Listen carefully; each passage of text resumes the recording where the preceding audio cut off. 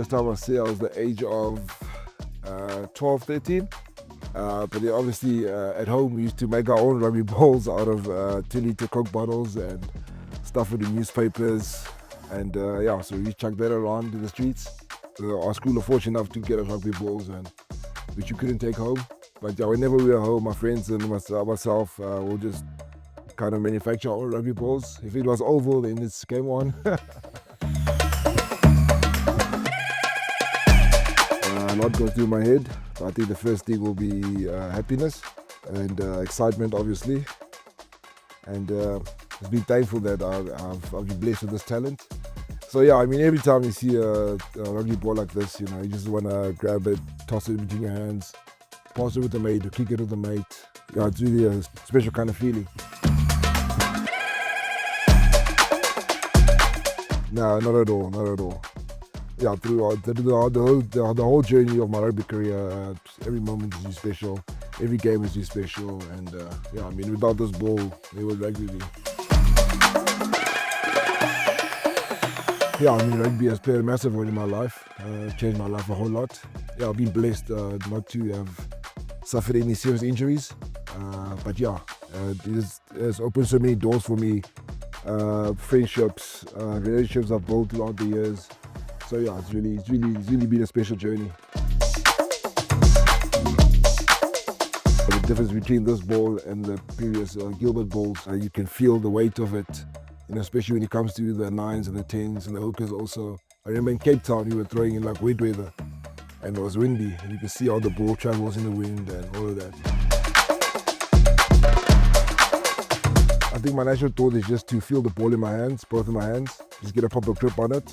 And yeah, from there I just make sure that it goes in straight.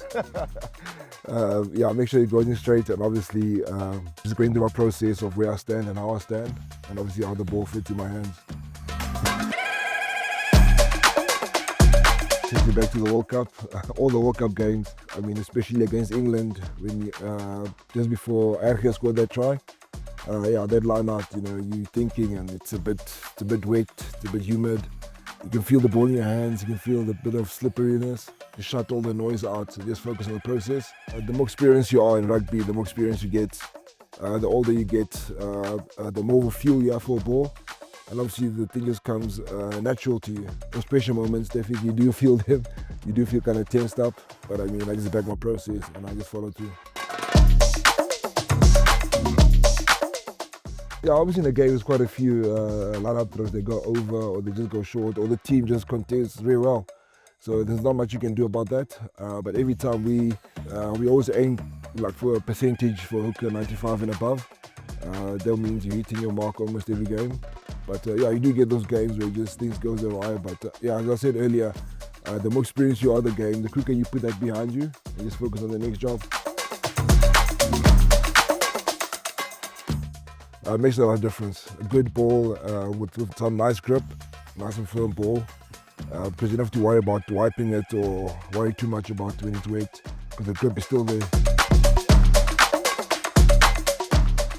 We've come a long way from manufacturing our own balls with 2-litre bottles. Yeah, it's come a long way. I mean, also like rugby ball will always hold a special place in my heart. I think the way I grew up and where I grew up, it will always been a part of my life. Rugby was always there from the beginning. It wasn't really the main sport in my household, or not like my father played it or anyone. I think that was the first one.